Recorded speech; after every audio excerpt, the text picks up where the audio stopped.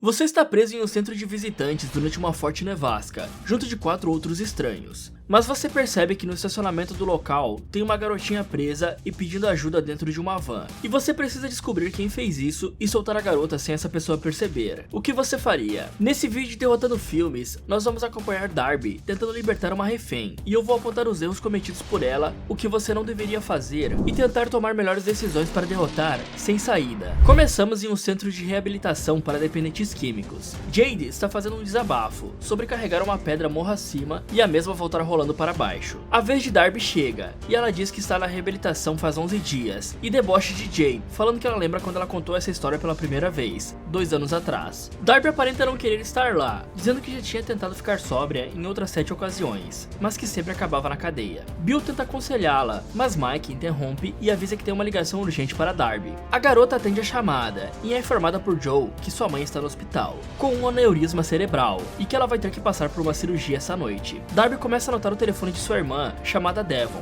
para se informar sobre o quadro de sua mãe. E você não vai querer anotar coisas na palma da sua mão, pois como Darby está em uma situação que com certeza deixaria nervosa, facilmente as mãos delas iriam suar, podendo apagar os números na palma da mão dela. No caso, seria muito melhor escrever o número no braço ou em um pedaço de papel, e rasgando ele logo depois de terminar. Ela se despede de Joe e começa a digitar o número de sua irmã, mas Mike desliga o aparelho e diz que Darby não pode fazer ligações, e sim somente receber chamadas, por causa das regras da clínica. A garota explica que a mãe dela está no hospital, porém Mike desconfia que isso possa ser verdade, dizendo que Darby tinha mentido semana passada sobre sua mãe ter sofrido um acidente de carro. Bill chega lá e fala que tem que consultar o médico de Darby antes de deixar ela usar o telefone. Mike liga para o Dr. Fletcher, mas acaba caindo na caixa postal, e a garota xinga ambos, saindo brava do local. Algum tempo se passa e ela vai até o quarto de Jade para pedir o celular emprestado. A garota fala que não tem nenhum aparelho, e Darby responde que sabe que ela tem, e que se Jade não emprestar, ela vai dedurar para o pessoal da clínica sobre o celular. Darby consegue o que queria e entra em contato com a sua irmã. Ela diz que está tentando tratar o seu vício e pede para Devon ligar para a clínica e pedir que eles a liberem, para ela poder ver a sua mãe no hospital. Mas Devon se mostra irritada, dizendo que não vai tirar Darby da reabilitação, que Joey não deveria ter ligado e que ninguém tem tempo para as babaquices dela. Então Darby decide sair escondida durante a noite. Ela começa a andar pelos corredores do local, tomando cuidado para passar despercebida. Darby usa um cartão para passar na fechadura da porta da despensa e conseguir entrar lá. Ela pega algumas ferramentas como um martelo, uma chave de fenda e a lâmina de um arco de serra. Ela observa pela fresta da porta que Mike ainda está de pé, por conta de uma paciente que estava dando problemas. O homem se retira do local e Darby aproveita para correr até a porta de saída. Ok, eu duvido muito que teria uma porta que abrisse facilmente assim. Com certeza essa porta seria uma saída de emergência e só seria aberta com algum mecanismo. Por exemplo, disparar o alarme de incêndio abriria a porta para as pessoas poderem fugir. Nesse caso, Darby daria de cara na porta e não conseguiria sair. Então, por precaução, eu ligaria aquele alarme de incêndio no corredor só para garantir que a porta estaria aberta, ou tentaria criar uma fumaça para ativar o alarme. No almoxarifado, com certeza deveria ter algo para fazer isso. O alarme da clínica começa a tocar, e ela chega no estacionamento e usa a lâmina para conseguir entrar no carro de Mike. Darby começa a procurar pela chave, e quando abre o quebra-sol, se surpreende ao ver que tem um saquinho com pó de pirim-plim-plim lá, ironizando o fato de um cara que trabalha na reabilitação usar tóxicos. Ela coloca a chave de fenda na abertura e depois bate com o martelo, para conseguir ligar o carro, já que não achou a chave verdadeira. Darby começa a dirigir até o hospital que fica em Salt Lake City, e deixa um recado para sua irmã, avisando que chegará de manhã, e pede para Devon informar sobre o estado de sua mãe. Logo, a assistente do GPS alerta sobre uma tempestade de neve que está chegando, e que bloquearam a rodovia mais à frente. Por isso, a rota foi alterada, mas Darby ignora o aviso e apenas segue pelo desvio sugerido, dirigindo por vários quilômetros. Bom, isso é um problema em um percurso tão longo assim, como o que Darby está fazendo. Ela estava planejando dirigir quase 900 km à noite, com uma nevasca prestes a cair. Além disso, a rodovia principal, o S80, seria fechada. Por isso, o GPS indicou a US50, a LT, que é uma rota alternativa, e você já sabe o resultado de um atalho, né? Nessa rota, Darby poderia bater o carro por ter gelo ou neve acumulados na pista, ainda mais durante o período noturno, quando a sua visão está limitada e não tem luz solar para ajudar a diluir a neve. Fora que se você ficar preso na neve, não poderá ligar para o socorro, visto que esse tipo de nevasca costuma bloquear o sinal de celular, ainda mais estando em uma rota alternativa, onde a cobertura deve ser menor ainda. É compreensível que ela esteja tentando chegar o mais rápido possível ao hospital, hospital, mas se o carro acabar batendo, aí sim que Darby não vai conseguir chegar lá mesmo. Eu cogitaria encostar em um posto de gasolina ou em um estacionamento para tirar uma soneca até de manhã, para aí continuar a viagem, já que nesse horário há chances de terem veículos retirando a neve da rodovia principal, já que em estradas alternativas seria bem difícil disso acontecer. Ela recebe uma mensagem de sua irmã onde Devon diz que a mãe delas não quer Darby lá, e que a presença da garota só vai piorar a situação. Darby fica triste e para o carro, cogitando usar o pó de Plim Plim Plim que tinha encontrado, mas pega no sono enquanto pensava na ideia e acaba tendo um pesadelo com Devon e a sua mãe batendo na janela do carro. Até que um policial se aproxima do veículo e acorda ela. Darby esconde o pacote e explica que parou para descansar. Então o policial fala que aquele não é um bom lugar para isso, e informa que a rodovia e a estrada estão fechados por causa da nevasca. Ela diz que precisa ver a sua mãe no hospital, mas o policial a proíbe e fala que Darby pode voltar ou ir até um centro de visitantes que está a poucos quilômetros dali, até o clima melhorar. Darby chega até o centro, manda uma mensagem para sua irmã e depois se senta para tomar um café. Ela então pede a senha do Wi-Fi para Lars, que não escuta por estar ouvindo músicas no fone de ouvido. Sandy diz para ela que não tem Wi-Fi lá. Ed, o marido de Sandy, diz para sua esposa que conseguiu um pouco de sinal no celular enquanto estava no estacionamento. Enquanto isso, Ash está dormindo despreocupado. Darby vai até o local para ver se consegue usar o seu celular,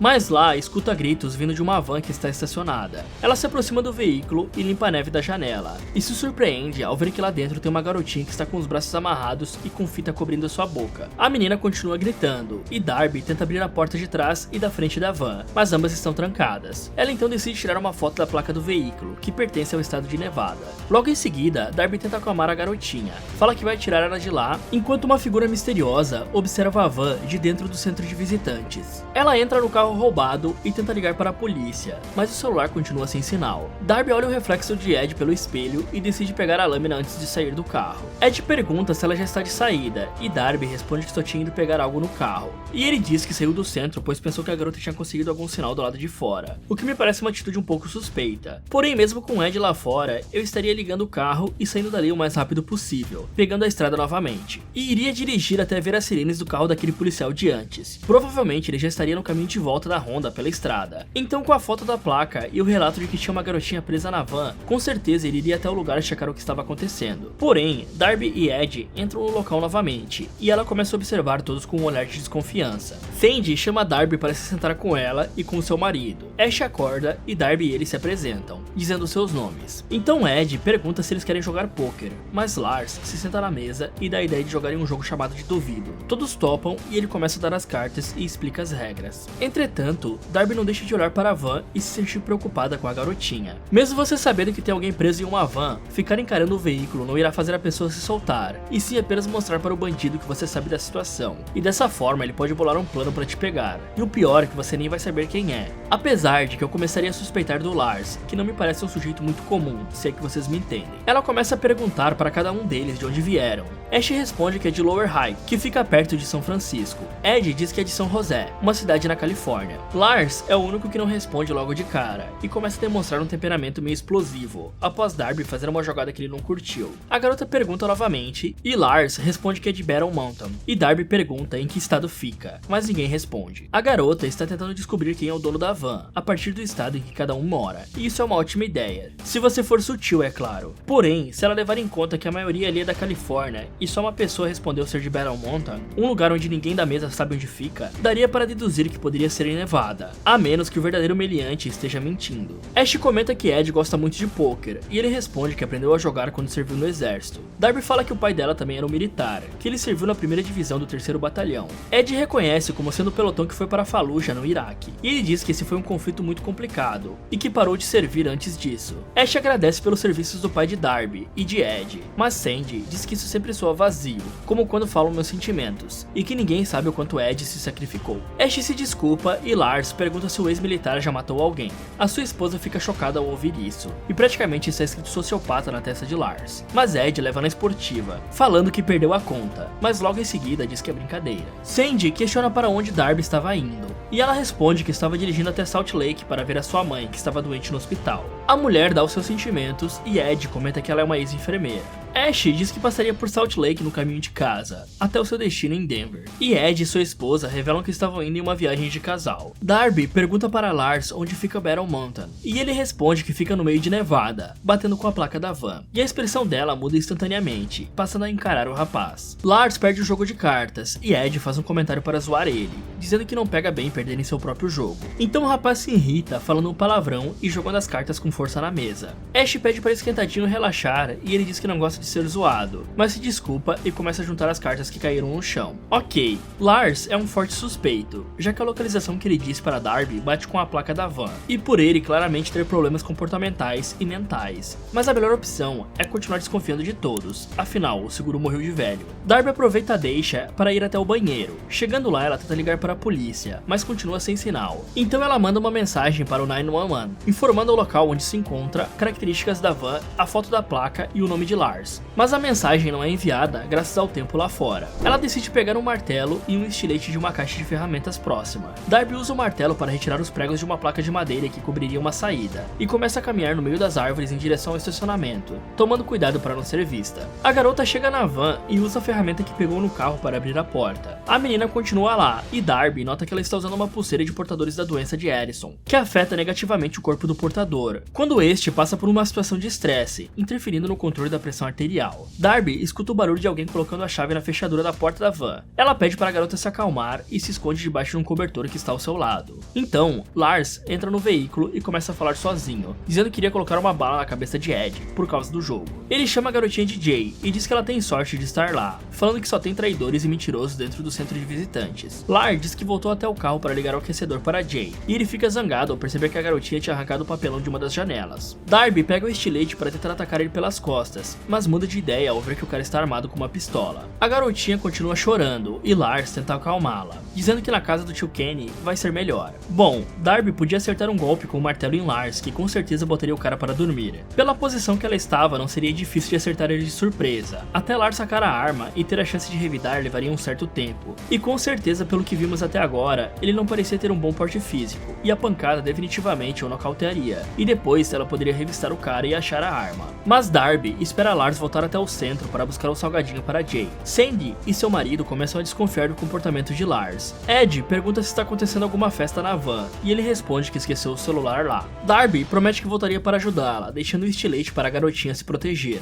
Ela vê Lars voltando e foge do local, mas ele resolve entrar pela porta que Darby saiu, e ao deixar a chave cair no chão, nota as pegadas no chão. Darby volta para o banheiro e Ash bate na porta, perguntando se ela está bem. Ela puxa o homem para dentro e tenta contar sobre o que viu na van, mas Lars entra no banheiro e Darby beija Ash para despistá-lo. Lars fica desconfortável e decide sair de lá sem falar nada, e com isso ela começa a contar que tem uma garotinha amarrada dentro da van do Esquentadinho. Ash diz que sabia que ele era estranho e propõe ligar para a polícia, mas Darby avisa que não tem sinal e diz que não sabe o que fazer. Ash fala que eles podiam esperar a tempestade passar e ligar para a polícia, já que Lars estava preso lá, assim como eles. Mas Darby diz que eles não podem esperar por causa da doença de Jay, e que Lars foi até o banheiro pois provavelmente percebeu que ela tinha ido até a van. Ash diz que Lars a seguiria se ela fosse para fora, e aí daria tempo dele pedir para Ed ajudar, já que por ser um ex-militar, o homem poderia ter uma arma. Mas a garota não se sente segura em confiar nessa hipótese, pois Lars estava armado, e Darby não tinha certeza se Ed teria uma arma também. Então Ash pega uma pistola de pregos da caixa de ferramentas para se armar.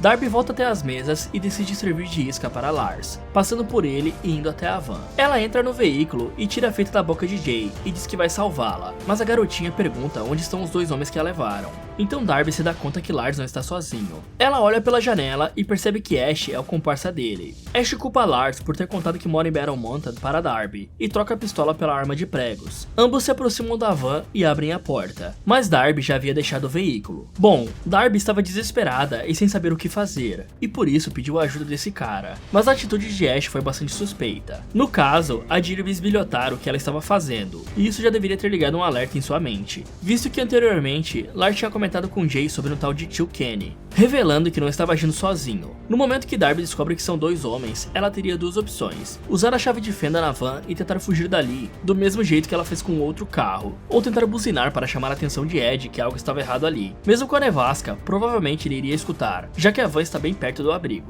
Além de que Ash fingiu desde a mesa de pôquer que não conhecia Lars, e também foi um bom ator quando Darby contou sobre Jay estar presa na van, então seria bem difícil suspeitar que o cara também fazia parte do esquema. Logo, Ed começa a desconfiar de algo, querendo ir lá fora ver o que aconteceu, mas sua esposa pede para ele se acalmar. A garota começa a correr desesperadamente, e os sequestradores decidem se dividir. Lars dá a volta no centro de visitantes, e Ash entra pela porta da frente. Ed pergunta se está tudo bem, e ele responde que sim, com um sorriso falso no rosto. Ash encontra Darby primeiro, encurralando a moça e pedindo seu celular. Ele exclui a mensagem para a polícia e pergunta se ela contou para alguém, mas a garota responde que não. Ash lê a mensagem de Devon e questiona Darby sobre a sua irmã e mãe não gostarem dela. A garota revela que era viciada e que usava qualquer tipo de droga que conseguisse, e ele comenta em tom de ironia que o pai dela, que é militar, deveria adorar isso. Mas Darby diz que ele não estava mais vivo, então Ash aponta a arma para ela, perguntando qual dos jeitos o pai dela tinha usado. Lars se senta na mesa e Ed pergunta para ele sobre Darby. O rapaz responde que ela deve estar lá fora, buscando por um sinal no celular. Ed não acredita, desconfiando de Lars, e indo lá fora procurar por ela. Ok, já que Darby decidiu fugir da van, ela poderia pensar em um lugar menos óbvio para ir, já que ela estava em uma desvantagem numérica, e poderia ser facilmente cercada pelos caras. Ela poderia aproveitar o terreno aqui, usando a escuridão a seu favor.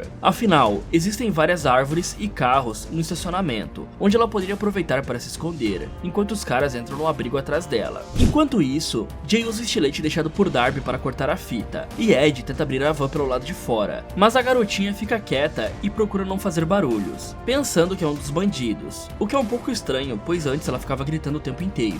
Ash diz que a menina ser doente acabou atrapalhando seus planos. Depois veio a nevasca e agora uma viciada como Darby. Ela fala que pelo menos não é uma abusadora de crianças, e Ash diz que não é esse tipo de doente, que só quer o dinheiro que a família de Jay é capaz de pagar pelo resgate, já que são ricos, e que ele vai devolver ela para os seus pais sem nenhum arranhão. Ash explica que a doença de Jay faz com que ela tenha uma overdose de adrenalina quando fica agitada, e que isso piorou graças à intervenção de Darby. Sandy chega até lá, e ele esconde a arma e começa a beijar a garota para disfarçar. A mulher pede para falar com Darby a sós, e antes de sair, Ash fala no ouvido dela que mataria todo mundo se ela contasse. Sandy desconfia que algo possa estar errado, mas Darby tenta enganá-la, falando que Lars estava espionando ambos mais cedo, e por isso ela foi para lá, para ter privacidade. Mas a mulher não parece acreditar tanto nisso, e pede que ela conte se tivesse algum problema. Darby desvia o foco, e pergunta se a antiga enfermeira entende algo de aneurisma cerebral, questionando se sua mãe vai morrer. E Sandy fala que ela está no melhor lugar agora, sendo tratada no hospital. Ambos voltam, e Ash chama Darby para sentar ao seu lado.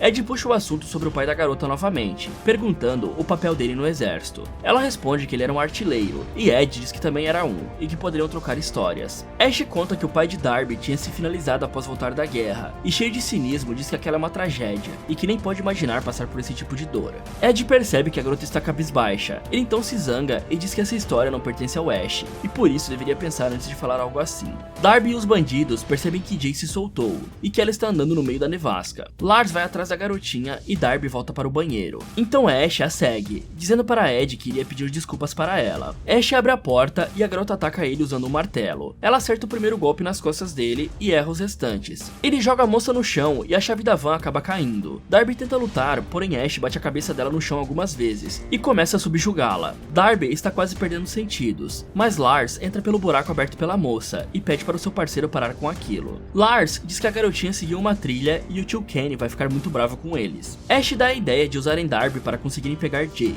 Ele tenta tranquilizar Lars e a garota aproveita essa distração para pegar a chave da van sem eles perceberem. O ataque surpresa de Darby pareceu mais uma tentativa desesperada do que um plano. Ela acertou um golpe no ombro de Ash em vez da cabeça, e errou 2 golpes seguintes, mesmo estando grudada com um bandido. O local está cheio de ferramentas. Ela poderia bloquear a porta com algo e ir procurar nos carrinhos uma furadeira elétrica, ou uma serra circular, ou até mesmo uma segunda arma de pregos. Esse local está em reforma, e lá estava cheio de coisas que poderiam servir como armas letais ou incapacitantes. Lembrando que Ash achou a arma de pregos antes de Darby, mesmo ela tendo passado lá anteriormente. E se você não está certo de que pode vencer em um combate corpo a corpo, então o evite a qualquer custo, a menos que seja a única opção. Ash teria finalizado Darby se o roteiro não tivesse ajudado, colocando Lars para chegar no momento certo. Ela poderia simplesmente ter evitado o combate direto aqui e dado a volta pelo outro lado do centro de visitantes, evitando dar de cara com Lars. Então, os três vão até a floresta para seguir as pegadas deixadas por Jay. Lars diz que é melhor não contar isso para o seu tio Kenny, já que ele pode ficar zangado, e Darby pergunta quem é Kenny. O rapaz explica que ele é o pai adotivo de ambos, que recolheu eles quando ninguém mais queria, e que o trabalho do mesmo é achar lares para crianças. Ash manda que Darby chame o nome de Jay, para atrair a garotinha para uma armadilha. Os três continuam andando, enquanto Darby chama pela menina, mas ela aproveita que chegaram próximos a um deslize e aponta a lanterna no rosto dos bandidos, deixando eles cegos momentaneamente, e se aproveitando da distração para descer rolando pela neve. Ash dispara uma vez contra a garota, mas erra o tiro, e Darby acaba batendo em duas árvores e se machuca um pouco. Ela se recupera e se esconde para os dois não a acharem. Ambos tentam procurar Darby pela floresta, mas não conseguem localizá-la, já que ela está com a lanterna e eles totalmente no escuro. Darby joga o objeto longe para distrair ambos, e aproveita para sair correndo até o estacionamento. Ed escuta o barulho e diz que é o som de um tiro. Sandy pergunta se ele tem certeza, e Ed responde que sim e vai lá fora ver o que aconteceu. Ele encontra Jay desmaiada na neve e pega a garotinha no colo, levando ela para dentro do centro de visitantes. Sandy pergunta se Jay foi baleada, e Ed responde que não, que ela está viva, mas que está bem mal. Eles levam a menina para dentro e Ed cobre ela com seu casaco. Até que Darby consegue chegar ao local e avisa que ambos os homens tinham levado a garotinha, e que eles prenderam ela na van, e que Ash está armado e vai matar todos eles. Ambos chegam até o lado de fora do centro, e Ash grita que eles não se machucariam se entregassem Jay. Então Ed usa duas cadeiras para bloquear a porta, e eles fecham as cortinas das janelas. Ash e Lars estão prontos para invadir o local, mas Ed diz que eles têm uma arma, e que se eles se aproximassem, iria atirar. Os bandidos se perguntam se o ex-militar tem realmente uma arma, e Ash grita que duvida disso, mas Ed continua blefando, já que ele não tem. Lars comenta com seu parceiro que eles têm que tirar Jay de lá, já que a garota vai precisar dos seus remédios, e isso dá uma ideia para Ash para ganhar com o grupo. Ele grita que os remédios estão com eles, e que se a garota ficar sem os medicamentos irá morrer. Sandy é a favor de entregar Jay por causa da doença dela, mas Darby e Ed são contra. Darby diz que pegou a chave da van e por conta disso os bandidos não podem sair de lá. Ed propõe trocar a chave pelo remédio, então Ash procura em seus bolsos e só agora percebe que a chave sumiu. Os bandidos vão até a van e voltam com um galão de gasolina, e Ed diz para Darby esconder a chave da van e de seus carros, como uma garantia que Lars e Ash não vão os matar, já que se fizerem isso ficarão presos lá. E eu fico impressionado que todo mundo esqueceu a entrada do banheiro, e ninguém cogitou usá-la para ter vantagem na situação. Sandy pede para seu marido dar o que os bandidos querem, e ele fala que já estiveram em apuros antes, e que vão dar um jeito de sair dessa, como sempre fazem. Lars começa a espalhar a gasolina, e Ed diz que se eles fizerem isso, vão ficar presos na cena do crime, propondo novamente trocar a chave pelo remédio de Jay. Porém, mesmo que essa troca fosse feita, eles apenas voltariam para a estaca zero, com os bandidos querendo pegar a garota novamente. Darby pega o martelo para si e entrega uma chave grifo para Ed.